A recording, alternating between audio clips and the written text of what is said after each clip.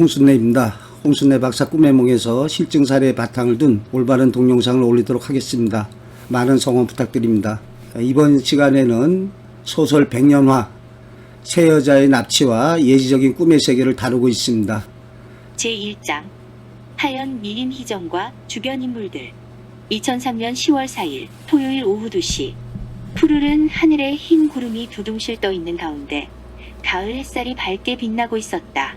토요일 오후 2시 강남에 새롭게 세워진 큐피드 명품관 개관을 맞이하여 주변에는 수많은 사람들로 넘쳐나고 있었다. 큐피드 명품관은 국내 최고의 사면그룹이 강남에 새롭게 진출한 명품 백화점이었다. 지하 5층 지상 10층의 초현대식 건물로 국제 설계 입찰로 지어진 초현대식 건물이었다. 건물이 완공되기 전부터 최고의 건축비를 비롯하여 각종 기록을 세우며 관심과 주목을 받아왔었다.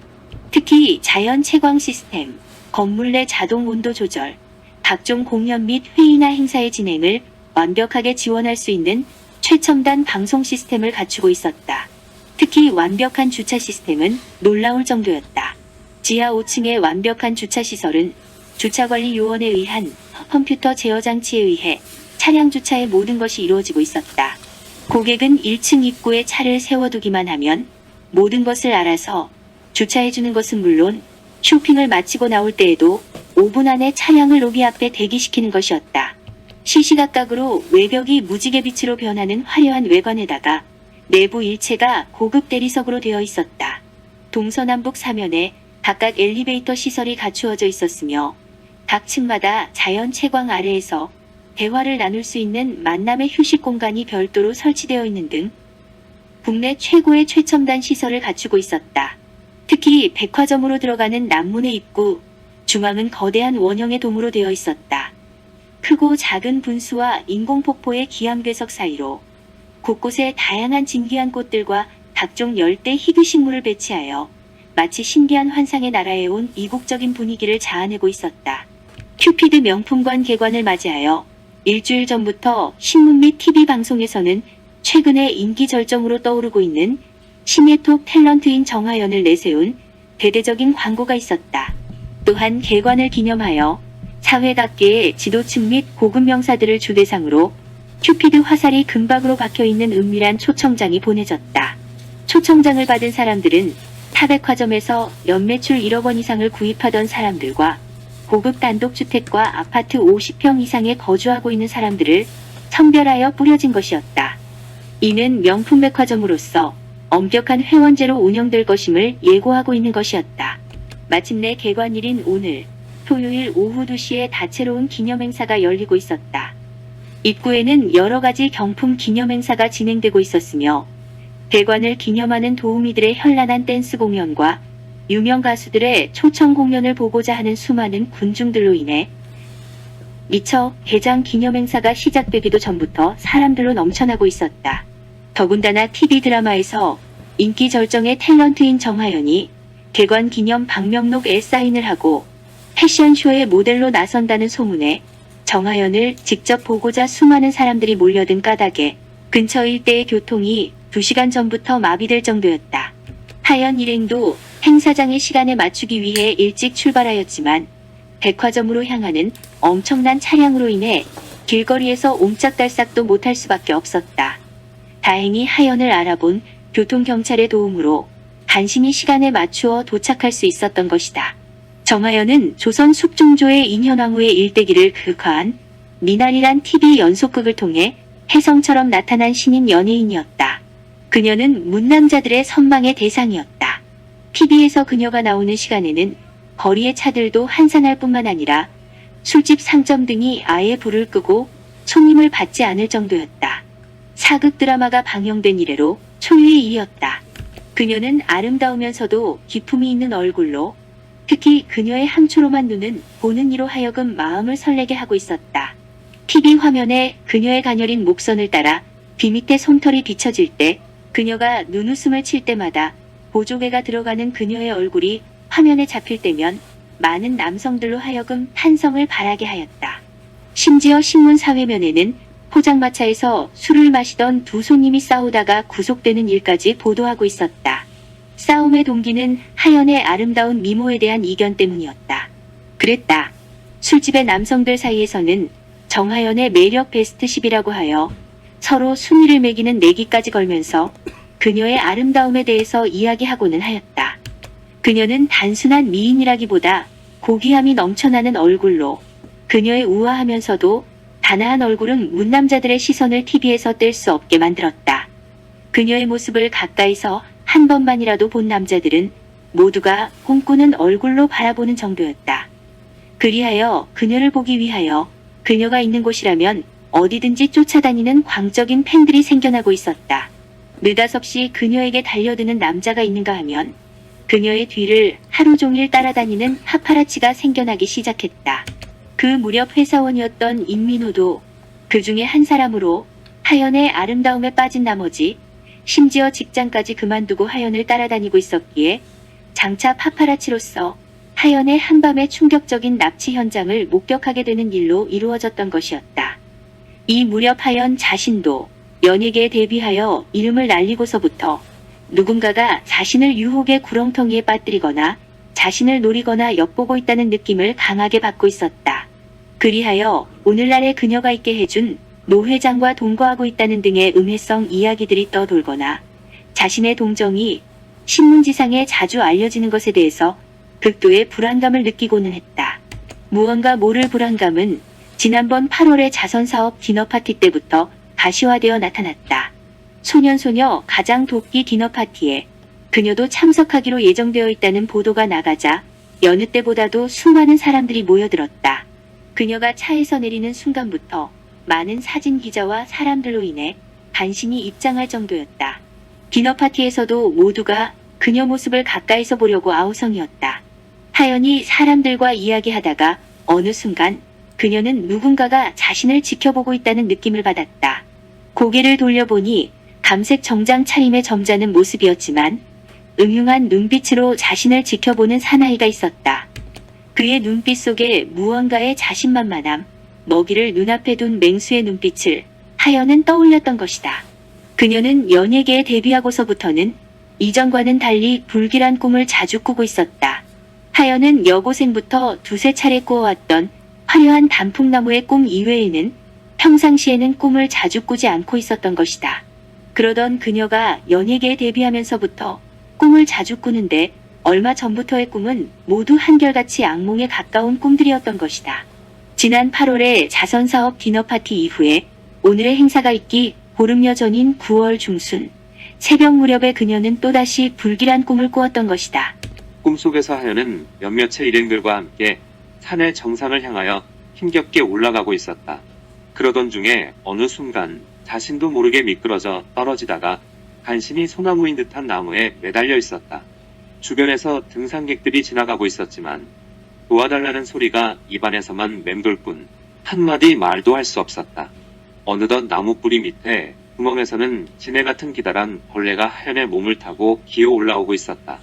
여러 개의 발들이 달린 흉측한 모양이었다.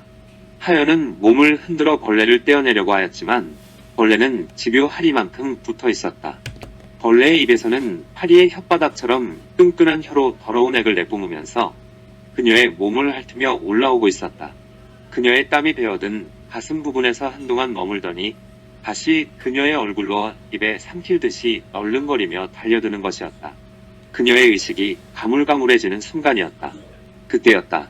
한 등산객을 따라 올라가던 순백의 하얀 진돗개가 쏜살같이 달려내려왔다. 진돗개는 벌레의 꼬리를 입에 물고 떼어내려고 했다. 그러자 벌레 또한 몸을 뒤틀어 독소를 내뿜듯이 개에게 달려들어 개의 어깨를 무는 강렬한 저항을 하는 것이었다. 하지만 진돗개는 벌레에게 물리어 움찔하면서도 벌레의 가운데 부분을 물어뜯어 하연에게서 떼어내는 것이었다. 그녀는 비명을 지르며 깨어났다. 전율을 느끼는 무서운 꿈이었다. 실제로 그녀의 온몸에는 소름이 돋아 있었다. 하연은 깨어나서도 끈끈한 혓바닥을 널름거리며 그녀를 물려고 달려들었던 벌레의 흉측한 모습이 떠올려져 한동안 잠을 이룰 수가 없었다. 그리하여 그녀는 매니저에게 말했던 것이다. 매니저는 오늘의 그녀가 있게 해준 노 회장의 추천으로 받아들인 사람이었다. 다재다능하고 일처리가 신속하며 발이 넓어 통하지 않는 것이 없을 정도였다. 요즘 들어 왠지 불안한 마음이 자꾸 들어요. 그래서인지 꿈도 안 좋은 꿈만 꾸는 것 같고요. 어젯밤에도 산을 오르다가 미끄러져 흉측한 벌레에게 시달리는 꿈을 꾸었어요. 그러자 매니저로부터 이제는 안전을 위하여 보디가드의 경호원을 두는 것이 어떠냐는 이야기를 들었던 것이다. 하연 씨도 이제는 경호원을 두는 것이 어떤가요? 내 고향 사람이면서 후배 중에 사람됨이 진실하면서도 무술의 유단자인 최인혁이라는 청년이 있는데 믿을 만한 후배니 같이 한 식구가 되었으면 하는데 어떻게 생각하는지. 하지만 하연은 안 된다고 반대를 하였던 것이다. 하연 자신은 보디가드 같은 남자가 자신을 경호해준다는 것 자체가 상상도 못할 일이었다. 자신이 일반 사람들의 접근을 막을 정도로 거만한 연예인이라기보다는 자신을 사랑해주고 아껴주는 팬들과 함께하는 친근감 있는 연예인으로 기억되고 싶었고 또한 끝까지 그렇게 남고 싶었다. 더구나 괜스레 남의 이목에 띄게 되어 좋지 않은 소문에 휩싸이게 될지도 모를 일이었다.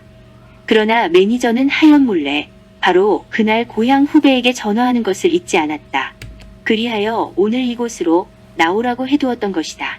큐피드 명품관 개관 기념 행사의 하나인 기념 패션쇼도 실은 탤런트 정하연의 매력에 빠진 삼연그룹 송 회장의 특별 지시로 마련된 자리였다. 매니저를 통해 1억 원의 행사 출연료가 이미 입금된 상태였다. 행사 전에 간신히 도착한 하연은 개관 기념 방명록에 사인을 하고 그날의 행사를 위해 특별히 마련된 백화점 1층의 귀빈실로 안내되었다. 아직 행사가 시작되기까지는 10여 분이 남아 있었다. 송 회장이 그녀를 기다리고 있었다. 어서 오세요. 하연 양을 이렇게 만나게 되어 반갑습니다. 실은 내가 TV 드라마에 나온 하연 양을 보고 너무 반했어요. 꿈속에서도 하연 양을 보기도 했다오. 그래서 하연 양을 보다 가까이서 보고자 이런 자리를 마련했어요. 가까운 시일 내에 다시 한번 좋은 곳으로 초대할 터이니 꼭 다시 보게 되기를 바랍니다. 그러면서 탐욕스런 눈길로 흰 블라우스에 물빛 치마를 입은 하연의 몸매를 훑어내리고 있었다. 회장님 이렇게 불러주셔서 고맙습니다. 하연은 마지못해 웃는 얼굴로 대했으나 빨리 이 자리를 벗어나고 싶은 마음뿐이었다. 귀빈실을 나와 패션 발표회 행사장으로 가기 전에 하연은 매니저로부터 경호를 맡게 될 것이라는 최인혁을 소개받았다. 하연은 인혁을 보는 순간 속으로 아하고 짧게 감탄을 하였다. 하연이 생각하기에 보디가드와 같이 무술에 능한 사람들은 마치 깡패처럼 험상궂고 무시무시한 얼굴을 하고 있을 줄 알았다. 하지만 그녀의 그런 선입관이 기우라는 듯이 훤치한 키의 운동으로 다져진 군살 없는 몸이면서 우락부락한 사람이 아닌 귀공자 타입의 인혁이 서 있었다. 인혁의 얼굴은 마치 옛 단아한 선비를 보는 듯 하였으며 호감이 가는 얼굴이었다. 그의 얼굴을 보는 순간 마치 전생에서 함께했던 것처럼 어디선가 본 듯한 느낌이 들었다. 순간 그녀는 직감적으로 장차 그와의 어떤 인연이 맺어질지 모른다는 강렬한 느낌을 받고 있었다. 하연은 문득 여고생 시절부터 반복적으로 꿔오던 꿈의 기억을 다시금 떠올렸다. 여고 시절 하연은 똑같은 꿈을 자주 꾸었다. 맑은 하늘 위에는 흰 구름이 두둥실 떠가고 푸르른 숲이 펼쳐져 있었다. 그 중에서도 하연은 두 그루의 단풍나무에 눈길이 멎었다. 두 그루 모두 싱싱한 푸르름을 자랑하고 있었다. 한 그루는 가느다라면서 화려하고 아름다웠으며 한 그루는 묵중한 자태를 자랑하고 있었다. 많은 나무 가운데 두 그루의 나무는 마치 연인처럼 어울려 있었다. 그러다가 어느 순간 사방이 어두워지면서 먹구름이 몰려들더니 갑자기 하늘에 번개가 치면서 비바람이 몰아치기 시작하였다. 순간 강한 바람에 화려하고 아름다운 단풍나무에 밑동이 파여나가면서 가지 한쪽이 부러져 나가는 것이었다. 한동안 비바람이 그치지 않았다. 그러자 묵중한 단풍나무가 마치 반지의 제왕에 나오는 나무의 영형처럼 성큼성큼 걸어 나오더니 바람을 막아서 지켜주는 것이었다. 그러더니 어느 사이에 비바람이 그치고 햇빛이 빛나고 있었다.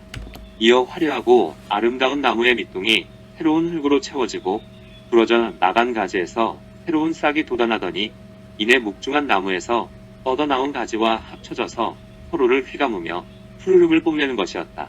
이제는 꿈속의 배경과 화려한 단풍나무를 상세하게 그릴 수 있을 정도로 신기하게도 비슷비슷한 꿈을 여고 시절부터 반복적으로 꿔오고 있었던 것이었다. 하연은 처음에는 그 꿈의 의미를 알 수 없었다. 하지만 올해 초 우연한 기회에 열리지에 대한 글을 읽고 나서 그녀 스스로 꿈의 의미를 알 수 있을 것 같았다. 창밖에는 하얗게 꽃비가 내리던 3월의 어느 날이었다. 연예계 데뷔를 준비하던 하연은 꽃샘 추위에 감기 몸살로 인하여 밖으로의 외출을 삼가고 자리에 누워 평안한 마음으로 책을 읽고 있었다. 그날 그녀가 남녀 간의 극진한 사랑을 비유한 비익조와 열리지에 대한 글을 읽게 된 것은 그녀에게 행운이었다. 하연은 단국대의 김상홍 석좌 교수님이 쓴 중국 명시의 향연이라는 책에서 강현종과 양귀비와의 운명적인 사랑을 노래한 백낙천의 장한가라는 대서사시를 읽다가 끝부분에 나오는 비익조 열리지에 대한 시 구절에 이르러 무릎을 치면서 자신도 모르게 꿈의 의미를 알 수 있을 것 같았다. 헤어질 즈음 간곡히 다시 하는 말이 두 마음 만에 아는 맹세의 말이 있었으니 7월 7일 장생전에서 인적 없는 깊은 밤에 속삭이던 말 원컨대 하늘 나는 새가 되면 비익조가 되고 원컨대 땅에 나무로 나면 열리지가 되자고 천지 영원하다 해도 다할 때가 있겠지만 이 슬픈 사랑에 하는 뿐일 때가 없으리.